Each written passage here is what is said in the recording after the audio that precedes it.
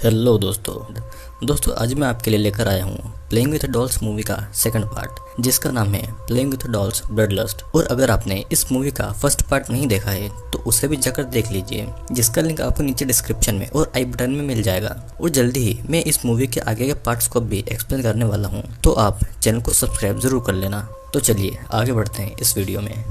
Movie की शुरुआत एक लड़की से होती है जो कि वहाँ पर हाइकिंग करने आई हुई थी और ये जगह पूरी तरह से जंगल से ढकी हुई थी। तभी हम उस लड़की के पीछे उसी किलर को देखते हैं जो कि लड़की को चुपके से फॉलो कर रहा था।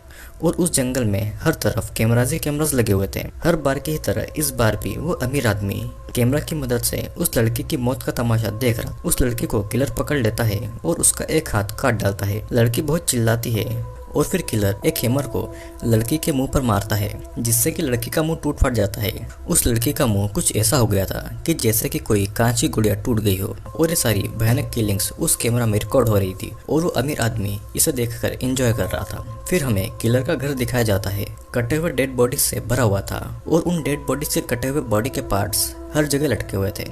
कहानी फिर स्टीना नाम की एक लड़की की तरफ जाती है। स्टीना का पति नहीं था और उसकी एक बेटी थी। स्टीना एक स्ट्रगलिंग एक्ट्रेस थी और उसकी फाइनेंशियल कंडीशन कुछ ठीक नहीं चल रही थी और उसे मजबूरन एक बार डांसर के काम के लिए जाना पड़ रहा था। वो अपनी बेटी को अपनी कार में छोड़कर ये बोलती है कि अगर उसे कुछ भी प्रॉब्लम हो तो वो कार का हॉर्न बजाकर उसे बुला ले। फिर वो उस बार में काम के लिए जाती है। बार डांसर की जॉब बिल्कुल भी अच्छी नहीं थी और उसे कहा जाता है कि उसे कभी न कभी उसे डांस के बीच में अपने पूरे कपड़े उतारने पड़ेंगे, यानी कि स्ट्रिपिंग करना होगी। और उस बार का बूढ़ा मालिक उसका ऑडिशन लेने के लिए उसकी बॉडी को दिखाने को कहता है और वो देखना चाहता था कि स्टीना अपनी बॉडी से कितने कस्टमर को बार में आकर्षित कर सकती है। फिर स्टीना अपने कपड़े उतारने वाली थी कि तभी उसकी बेटी कान का हॉर्न बजा देती है। वो जब कार की तरफ भागती है तो उसकी बेटी उसका फोन दे देती है। स्टीना जब फोन उठाती है तो दूसरी तरफ एक बूढ़ी औरत कहती है कि उसे एक टीवी शो के लिए सिलेक्ट किया गया है। और ये सुनकर स्टीना बहुत ज्यादा खुश हो जाती है और अब उसे इस बार डांसर की घटिया जॉब नहीं करना पड़ेगी। फिर हम एक मैग्नस नाम के एक लड़के को देखते हैं। मैग्नस पहले आर्मी में था लेकिन वहाँ से उसे निकाल दिया गया था। मैग्नस के पास पैसे भी नहीं थे तो उसकी वाइफ ने उसे डिवोर्स दे दिया था और इसीलिए वो कभी कभी ही अपने बेटे से मिल पाता था। उसकी वाइफ वहाँ पर आके उसके बेटे को ले जाती है और वो मैग्नस का बहुत ज़्यादा मजाक उड़ाती है क्योंकि मैग्नस अब किसी हॉलीवुड एक्टर का बॉडीगार्ड बना हुआ था। फिर अगले दिन स्टीना और मैग्नस का बॉस और बाकी के दो एक्टर्स को रियलिटी शो के लिए एयरपोर्ट पर बुलाता है। वहाँ पर वो बूढ़ी औरत भी थी। वो उन्हें बताती है कि उस शो में एक किलर रहेगा और उन्हें एक वीक के अंदर अंदर उस किलर से बचना है। जो भी उस किलर से पकड़ा जाएगा उसे उस शो से बाहर कर दिया जाएगा और जो आखिरी तक इस शो में बचेगा वो ये शो को जीत जाएगा और उसे $1 मिलियन का प्राइज मनी मिलेगा। किलर के बारे में मैग्नस के बॉस को कुछ भी नहीं पता था तो वो शो नहीं करेगा ये बोल के मैग्नस को वो छोड़कर चला जाता है। और तब वहाँ पर वो बूढ़ी औरत मैग्नस को शो ऑफर करती है। मैग्नस के पास में पैसे भी नहीं थे और इसीलिए वो इस शो के लिए मान जाता है और सभी प्लेन में बैठकर लोकेशन के लिए निकल जाते हैं। इधर जंगल में किलर एक लड़की को पकड़ के कहीं पर ले जा रहा था और वो एक जगह पर रुक के उस लड़की को बेसबॉल बैट से मारता है। अब ये सीन उन एक्ट्रेस की तरफ आ जाता है और सभी उसी जंगल में आए हुए थे जहाँ पर वो किलर भी था, मतलब कि वो सभी किलर का अगला शिकार थे और यहाँ पर कोई भी शो नहीं चल रहा था। ये शो बस उस अमीर आदमी के मजे के लिए बना हुआ एक मौत का शो था। अब फिर वो बूढ़ी औरत उन सभी को एक सुंदर से घर की ओर ले आती है। वो मास्क पहने किलर वहीं पर था और उन सभी को चुप कर देख रहा था। फिर वो बूढ़ी औरत कहती है कि एक वीक के बाद में जो भी जीतेगा उससे वो लोग खुद यहाँ पर लेने आ जाएंगे और इस जगह पर फोन या इंटरनेट कुछ भी नहीं होगा। फिर सभी बातों को समझाकर वो बूढ़ी औरत सभी को वहाँ पर छोड़कर चली जाती है। यहाँ के सारे कंटेस्टेंट टीवी पर आने के लिए बहुत ज़्यादा खुश थे। वे सभी उस घर को देखने लगते हैं और मैग्नस आर्मी में था तो उसे थोड़ा पता चल जाता है कि यहाँ पर कुछ ना कुछ गड़बड़ ज़रूर है। फिर निको नाम की एक लड़की रोड्रिगो को अकेले में बुलाती है और कहती है कि उन दोनों को शो के लिए कपल बन जाना चाहिए ताकि उन पर ज़्यादा व्यूज आएंगे। रोड्रिगो नहीं मानता तो कहती है कि अगर वो राजी हो जाएगा तो वो रोड्रिगो को अपनी अपर बॉडीज दिखाएगी और निको उसे बॉडी दिखाने वाली थी और तभी रोड्रिगो को निको के पीछे से किलर निकलता हुआ नजर आता है और वो वहाँ से भाग जाता है, जिसे देखकर ये अमीर आदमी बहुत एंजॉय कर रहा था। इधर मैग्नस और स्टीना बातें कर रहे थे और तभी वहाँ पर निको आके स्टीना को अपने साथ लेके चली जाती है। निको और स्टीना बातें करते करते एक रूम में आ जाते हैं और वहाँ पर बेड पर कुछ ढका हुआ पड़ा हुआ था। वो जब उसका कपड़ा हटाते हैं तो वहाँ पर एक सड़ी गली डेथ बॉडी पड़ी हुई थी। निको और स्टीना डर के मारे उन लड़कों के पास में चली जाती है और वे दोनों लड़के सोचते हैं कि शायद ये कुछ इस शो का प्रॉप होगा। वे सभी देखने जाते हैं, लेकिन उनके आने से पहले ही किलर उस डेड बॉडी को उठाकर कहीं और लेकर चला जाता है। वे सभी जब उस रूम में पहुंचते हैं तो वहाँ पर कोई डेथ बॉडी नहीं थी, लेकिन उनको वहाँ से बदबू आ रही थी और मैग्नस समझ जाता है कि यहाँ पर कुछ न कुछ गड़बड़ जरूर है। लेकिन निको को इन सब चीज़ों से कुछ ज़्यादा फर्क नहीं पड़ रहा था, क्योंकि वो तो कैमरा के सामने बस व्यूज के लिए कुछ भी कर सकती थी। मैग्नस को शक हो रहा था और वो अमीर आदमी अपने भाड़े के आदमियों से उसके बारे में पूछता है तो बताते हैं कि मैग्नस पहले आर्मी में काम किया करता था। फिर रात को सभी एक दूसरे से अपनी पर्सनल लाइफ के बारे में बातें कर रहे थे और तभी उन्हें किसी लड़की की चीखें सुनाई देती है। मैग्नस घर के बाहर ये देखने के लिए चला जाता है कि आखिरकार क्या बात है। बाकी के सभी लोग उसे मना करते हैं, लेकिन मैग्नस उन्हें कहकर चला जाता है कि वो जल्दी ही वापस आ जाएगा। फिर मैग्नस जब जंगल की तरफ चला जाता है तो उसे एक पेड़ पे एक लड़की बंधी हुई दिखाई देती है। उस लड़की की हालत बहुत ज़्यादा खराब हो रही थी। उसकी आंखें निकली हुई थी और उसका पूरा चेहरा बिखरा हुआ था। वो लड़की खून की उल्टियाँ कर रही थी और मैग्नस उस लड़की की मदद करने के लिए चला जाता है। वहाँ पर किलर मैग्नस को पकड़कर मार देता है और मैग्नस वहीं पर गिर जाता है, जिसके बाद में वो उस बंधी हुई लड़की को बड़े प्यार से सहला रहा था। इधर घर पर स्टीना मैग्नस का वेट कर रही थी और रोड्रिगो कहता है कि फिक्र मत करो, हर तरफ कैमरास लगे हुए हैं और मैग्नस को कुछ भी नहीं होगा। फिर निको सोने चली जाती है और हम देखते हैं कि किलर घर पे घूम रहा था अपना शिकार करने के लिए और उन लोगों को इस बात की भनक भी नहीं थी।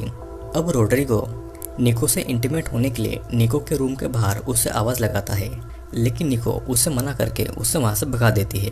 रोड्रिगो भी दुखी होकर वहाँ से चला जाता है और रोड्रिगो घर पर ही घूम रहा था, लेकिन तभी किलर पीछे से आकर उसे बेहोश कर देता है और उसे उठाकर अपने साथ में ले जाता है।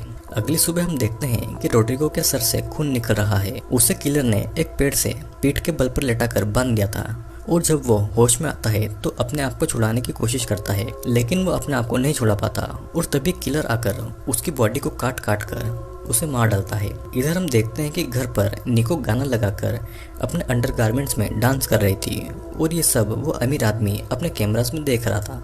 फिर वहाँ पर स्टीना आकर रोड्रिगो के बारे में पूछती है तो निको बताती है कि शायद वो इस शो से बाहर हो गया होगा और उन्हें वापस अपने घर भेज दिया गया होगा।